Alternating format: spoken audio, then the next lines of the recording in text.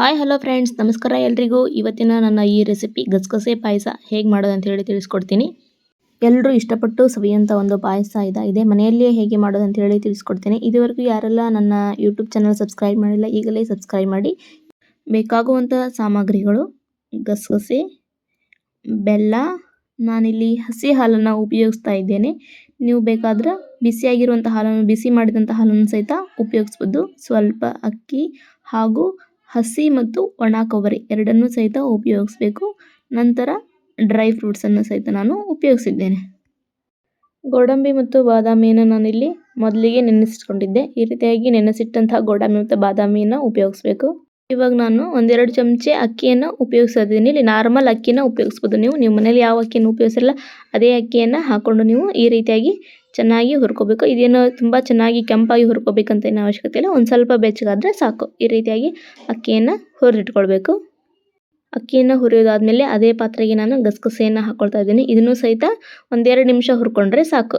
ಒಂದು ಜಾಸ್ತಿಯಾಗಿ ಅದು ಕಲರ್ ಚೇಂಜ್ ಆಗೋವರೆಗೂ ಹುರ್ಕೊಳ್ಳೋಕೆ ಹೋಗಬೇಡಿ. ಆ ಥರ ಹುರ್ಕೊಳಕ್ಕೆ ಹೋದರೆ ಏನಾಗ್ತಂದರೆ ಈ ಗಸಗಸೆ ಹೊತ್ತಿಕೊಳ್ಳುತ್ತೆ. ಹಾಗಾಗಿ ಸ್ವಲ್ಪ ಕಲರ್ ಚೇಂಜ್ ಆಗೋವರೆಗೂ ಈ ಒಂದು ಗಸಗಸೆಯನ್ನು ಹುರಿದ್ಕೊಳ್ಬೇಕು. ಗಸಗಸೆ ಮತ್ತು ಅಕ್ಕಿಯನ್ನು ಫ್ರೈ ಮಾಡಿದ್ಮೇಲೆ ಅದನ್ನು ಒಂದು ಜಾರಿಗೆ ತೆಗೆದುಕೊಳ್ಳಿ. ಅದನ್ನೇನು ಮಾಡಬೇಕಂದ್ರೆ ರುಬ್ಬಬೇಕು. ಗಸಗಸೆ ಮತ್ತು ಅಕ್ಕಿ, ಅದಕ್ಕೆ ನಾನು ಹಸಿ ಕೊಬ್ಬರಿಯನ್ನು ಹಾಕಿದ್ದೀನಿ. ನಂತರ ನೆನೆಸಿಟ್ಟಂಥ ಬಾದಾಮಿನ ಹಾಕ್ಕೊಂಡು ಈ ರೀತಿಯಾಗಿ ರುಬ್ಕೊಂಡಿದ್ದೀನಿ. ಈ ರುಬ್ಕೊಳ್ಬೇಕಾದ ಮಧ್ಯದಲ್ಲಿ ಏನು ಮಾಡಬೇಕಂದ್ರೆ ಈ ಒಂದು ಹಸಿ ಆದಂಥ ಹಾಲನ್ನು ನಾನು ಉಪಯೋಗಿಸ್ಕೊಂಡು ಆ ಒಂದು ಗಸಗಸೆ ಮತ್ತು ಅಕ್ಕಿ, ಬಾದಾಮಿ, ಕೊಬ್ಬರಿಯನ್ನು ಈ ರೀತಿ ಚೆನ್ನಾಗಿ ಏನು ಮಾಡಿದ್ದೀನಪ್ಪ ಅಂತಂದ್ರೆ ರುಬ್ಕೊಂಡಿದ್ದೀನಿ. ನಂತರ ಒಂದು ಸ್ಟವ್ ಮೇಲೆ 3-4 ಚಮಚೆ ತುಪ್ಪವನ್ನು ಹಾಕ್ಕೊಂಡಿದ್ದೆ. ಅದಕ್ಕೇನು ಮಾಡಿದೆ ಅಂದರೆ ಈ ರುಬ್ಬಿದಂತಹ ಒಂದು ಪೇಸ್ಟನ್ನು ಹಾಕ್ಕೊಂಡಿದ್ದೀನಿ. ನೋಡ್ತಾ ಇರ್ಬೋದು ನೀವು. ಈ ರುಬ್ಬಿದಂಥ ಪೇಸ್ಟನ್ನು ಹಾಕಿದ ಮೇಲೆ ಅದಕ್ಕೆ ಸ್ವಲ್ಪ ಹಾಲನ್ನು ಹಾಕ್ಕೊಂಡು ಈ ರೀತಿಯಾಗಿ ಚೆನ್ನಾಗಿ ಕಲಿಸ್ಕೋಬೇಕು. 2-3 ಚಮಚೆ ತುಪ್ಪವನ್ನು ನಾನಿಲ್ಲಿ ಉಪಯೋಗಿಸಿದ್ದೀನಿ. ನಾನಿಲ್ಲಿ ಹಸಿ ಹಾಲು ಉಪಯೋಗಿಸೀನಿ. ನೀವು ಬೇಕಾತಂದ್ರೆ ಹಸಿ ಹಾಲಿಲ್ಲಪ್ಪ ಅಂತಂದ್ರೆ ಕಾಸಿದಂಥ ಹಾಲನ್ನು ಉಪಯೋಗಿಸ್ಬೋದು. ನಂತರ ಏನು ಮಾಡ್ತೀಪ್ಪ ಅಂದರೆ ಇದಕ್ಕೆ ಬೇಕಾಗುವಷ್ಟು ಬೆಲ್ಲವನ್ನು ನಾನು ಮಧ್ಯದಲ್ಲಿ ಹಾಕ್ಕೊಳ್ತಾ ಇದ್ದೀನಿ. ಈ ಬೆಲ್ಲ ಕರಗುವವರೆಗೂ ಏನು ಮಾಡ್ತಂದರೆ ಈ ಚಮಚದ ಸಹಾಯದಿಂದ ತಿರುಗಿಸ್ಕೊತಾ ಹೋಗಬೇಕು. ಮಿನಿಮಮ್ 3-5 ನಿಮಿಷ ಏನು ಮಾಡಬೇಕಂದ್ರೆ ಇದನ್ನು ಕುದಿಸ್ತಾ ಇರಬೇಕು. ಮತ್ತು ಇದಕ್ಕೆ ಅಕ್ಕಿ ಆಗಿರೋದ್ರಿಂದ ಏನಾಗುತ್ತಂದರೆ ಇದು ಗಟ್ಟಿಯಾಗುವಂಥ ಸಾಧ್ಯತೆ ಇರುತ್ತೆ. ಹಾಗಾಗಿ ಇದನ್ನು ಪದೇ ಏನು ಮಾಡಬೇಕಂದ್ರೆ ಚಮಚದ ಸಹಾಯದಿಂದ ಈ ರೀತಿಯಾಗಿ ಕೈಯಾಡಿಸ್ಕೊತಾನೆ ಇರಬೇಕು.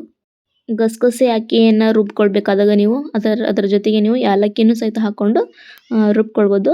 ನಂತರ ಏನಪ್ಪ ಅಂದರೆ ಇದಕ್ಕೆ ನೀವು ಮತ್ತು ಶುಂಠಿ ಪೌಡ್ರನ್ನ ಸಹಿತ ನೀವು ಹಾಕ್ಕೊಳ್ಬೋದು. ಆವಾಗ ಚೆನ್ನಾಗಿ ಒಂದು ಫ್ಲೇವರ್ ಬರುತ್ತೆ.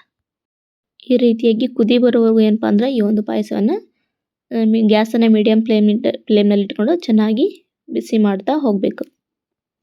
ನೀವು ಬೇಕಾದರೆ ಮತ್ತೆ ಏನು ಮಾಡ್ಬೋದು ಅಂದರೆ ಬಾದಾಮಿ ಮತ್ತು ಗೋಡಂಬಿನ ಚಿಕ್ಕದಾಗಿ ಕಟ್ ಮಾಡಿಕೊಂಡು ಈ ಒಂದು ತುಪ್ಪದಲ್ಲಿ ಹುರ್ಕೊಂಡು ಇದರಲ್ಲಿ ಆ್ಯಡ್ ಮಾಡಿದರೆ ಪಾಯಸ ತಿನ್ನಬೇಕಾದ್ರೆ ಮಧ್ಯದಲ್ಲಿ ಚೆನ್ನಾಗಿ ಸಿಗುತ್ತೆ, ಚೆನ್ನಾಗಿ ಅನಿಸುತ್ತೆ ತಿನ್ನಬೇಕಾದ್ರೆ. ಆ ರೀತಿಯಾಗಿಯೂ ಸಹಿತ ನೀವು ಇನ್ನೊಂದು ಸಲ ಈ ಬಾದಾಮಿ, ಗೋಡಂಬಿ ಮತ್ತು ದ್ರಾಕ್ಷಿನ ಹಾಕ್ಕೊಂಡು ಈ ಒಂದು ಪಾಯಸಕ್ಕೆ ಉಪಯೋಗಿಸ್ಬೋದು. ಈ ರೀತಿಯಾಗಿ ನಾವು ಮನೆಯಲ್ಲಿಯೇ ತುಂಬ ಚೆನ್ನಾಗಿ ಟೇಸ್ಟಿಯಾಗಿ ಹೆಲ್ದಿಯಾಗಿರುವಂತಹ ಒಂದು ಗಸಗಸೆ ಪಾಯಸವನ್ನು ಮಾಡ್ಬೋದು. ಗಸಗಸೆ ಪಾಯಸ ಎಲ್ರಿಗೂ ಇಷ್ಟ ಆಗಿದೆ ಅಂತ ನಾನು ತಿಳ್ಕೊಂಡಿದ್ದೀನಿ. ನಿಮಗೂ ಇಷ್ಟ ಆಯಿತು ಅಂದರೆ ಇದೇ ರೀತಿಯಾಗಿ ಗಸಗಸೆ ಪಾಯಸನ ನೀವು ಮನೆಯಲ್ಲಿ ಟ್ರೈ ಮಾಡಿ, ತುಂಬ ಚೆನ್ನಾಗಿರುತ್ತೆ. ನಾನು ಮಾಡಿದಂಥ ಗಸಗಸೆ ಪಾಯಸ ನಿಮಗೆ ಇಷ್ಟ ಆದರೆ ಲೈಕ್ ಮಾಡಿ ಮತ್ತು ಕಮೆಂಟ್ ಮೂಲಕ ತಿಳಿಸಿ. ಇದೇ ರೀತಿಯಾದಂಥ ಹೆಚ್ಚು ವಿಡಿಯೋಗಾಗಿ ನನ್ನ ಯೂಟ್ಯೂಬ್ ಚಾನಲ್ ಸಬ್ಸ್ಕ್ರೈಬ್ ಮಾಡಿ. ನೀವು ಮೊದಲನೇ ಬಾರಿ ನನ್ನ ಚಾನಲ್ನ ನೋಡ್ತಾ ಇದ್ದರೆ ಇದೇ ರೀತಿಯಾದಂಥ ರೆಸಿಪಿಗಳಿಗಾಗಿ ನನ್ನ ಯೂಟ್ಯೂಬ್ ಚಾನಲ್ನ ಸಬ್ಸ್ಕ್ರೈಬ್ ಮಾಡಿ. ಧನ್ಯವಾದಗಳು.